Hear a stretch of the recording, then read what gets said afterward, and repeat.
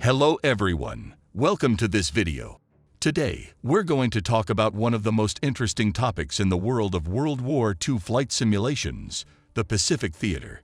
I'm sure many of you will agree that the Pacific Theater has the potential to be an amazing setting for flight simulations. In this video, I want to discuss what the future may hold for Digital Combat Simulator, DCS, and its creator, Eagle Dynamics. This is all based on information and hints we've seen from the videos as well as leaks from the development team. There are some very interesting things, especially regarding the F4U Corsair aircraft that appears to be in development. Greetings, everyone. Today, I want to take a deep dive into the immense potential of the Pacific Theater for World War II flight simulation. The Pacific Theater represents one of the most dynamic, diverse, and historically rich settings for combat flight simulations, yet, surprisingly, it remains underexplored in modern flight sims. In this discussion, I'll focus on what might be coming to the Pacific Theater from Digital Combat Simulator, DCS, and its developer, Eagle Dynamics. Based on the previews we've seen so far, there are some exciting prospects on the horizon that could bring this long-overlooked theater to life in incredible detail.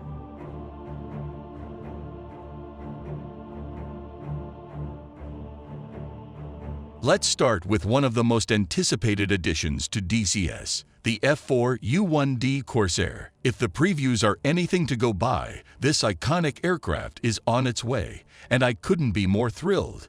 The F4U Corsair, often nicknamed the Whistling Death, is one of the most famous carrier-based fighters of World War II. This specific variant of the Corsair is particularly well-suited for flight simulation. Introduced in April 1944, the F4U served through the end of the war and represents a high point in the evolution of carrier-based aviation during the conflict. What makes the 1D variant so exciting for flight sim enthusiasts is its combination of power, versatility, and historical significance. This model featured water injection, which allowed its engine to produce extra horsepower when needed, and it was capable of carrying a wide array of external ordnance, from bombs to rockets. This versatility ensured that the Corsair could fulfill multiple roles, from dogfighting to ground attacks. Equally exciting is the fact that DCS appears to be planning the addition of Essex-class carriers to accompany the Corsair. This is excellent news, as carrier operations were a cornerstone of the Pacific Theater, and the Corsair was designed specifically for operations from these ships. While DCS has traditionally focused on detailed aircraft modeling, the inclusion of carriers, and perhaps other naval elements, could greatly enhance the immersion of the Pacific Theater experience. Carrier takeoffs and landings are challenging and exhilarating, and having authentic World War II carriers to operate from adds a layer of authenticity that flight sim enthusiasts crave. Now, as much as I'm excited about the Corsair and its associated carriers, I can't help but dream about an even deeper level of immersion. One feature I've always wanted in a flight sim is the ability to exit the aircraft, walk around, and explore the interior of a carrier. Imagine being able to leave the flight deck and wander through the corridors, hangars, and control rooms of an Essex-class carrier, experiencing firsthand what life aboard these ships might have been like during the war. Unfortunately, I realize this might be asking too much. DCS is, after all, a flight simulator, not a ship simulator. Moreover, recreating the interiors of World War II-era carriers would be an enormous undertaking for developers. There are very few surviving Essex-class carriers, and those that remain have been extensively modified over the decades, making it difficult to accurately recreate their wartime configurations. Still, it's a nice dream. Beyond the aircraft and carriers, the Pacific Theater requires a variety of supporting elements to create a truly immersive experience. Naval vessels, ground vehicles, and other types of equipment are essential for creating the sense of scale and authenticity that makes flight sims so engaging. From what I've seen in DCS previews, it looks like they're making progress in this area. For example, there are glimpses of other World War II naval vessels in the background of some screenshots. This is promising, as a detailed and populated environment is crucial for immersion. Imagine flying a mission in a Corsair, diving to attack a convoy of enemy ships, or providing air cover for a fleet engaged in battle. These are the kinds of experiences that make flight sims unforgettable.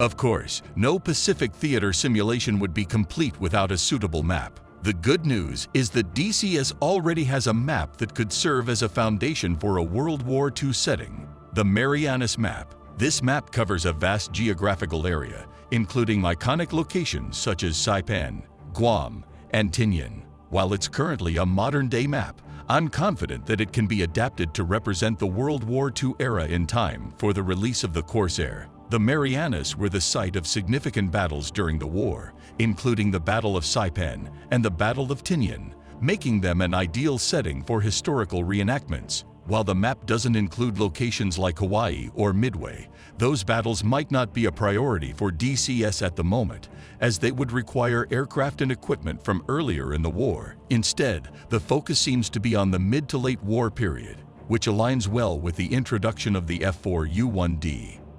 One of the more intriguing locations on the Marianas map is the Mauve Islands. While these islands weren't the site of major battles, they have a fascinating history. For example, in 1941, before the U.S. entered the war, a German merchant raider stopped at the Mauve Islands to resupply. This particular raider carried a Japanese-built floatplane, marking one of the few instances of German forces using Japanese aircraft operationally during the war. The Japanese presence on the islands, which included a fish processing station and a weather station, was destroyed in 1944 by U.S. raids. Details like these add depth to the Pacific theater and highlight its rich and varied history.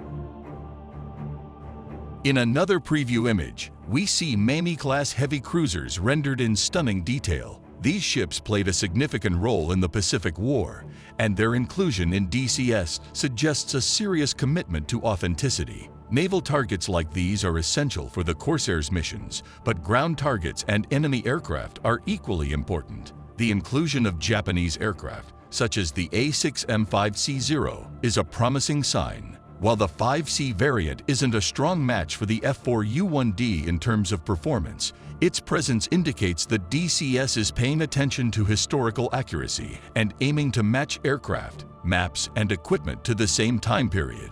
Speaking of aircraft, one of the challenges DCS faces is the need for a diverse lineup of Japanese planes to provide players with a balanced and immersive experience. While I'm hopeful that we'll eventually see flyable Japanese aircraft in DCS, I'd be content with AI-controlled planes in the meantime. Even simplified versions of Japanese fighters would be welcome, as they would add variety and enrich the simulation. The Pacific theater was characterized by a wide range of aircraft types, far more than the European theater, making it an ideal setting for flight sims. Japan fielded 10 different single-engine frontline fighters during the war, while the US employed 8 types in the Pacific. This variety, combined with the unique terrain and the strategic importance of carrier operations, makes the Pacific theater an incredibly compelling setting for combat flight simulations.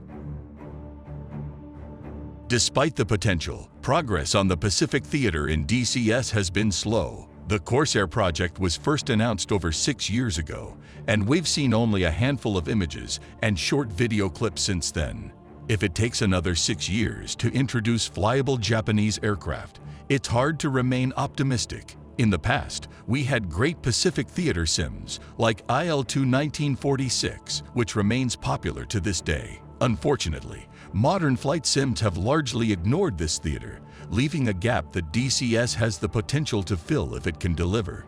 In conclusion, the Pacific theater offers unparalleled opportunities for historical and immersive flight simulation. With the Corsair SX-class carriers and a suitable map, DCS has the foundation to create something truly special.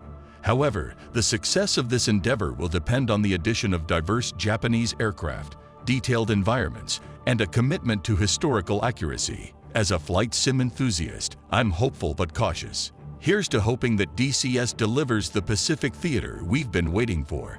Thanks for watching, and have a great day.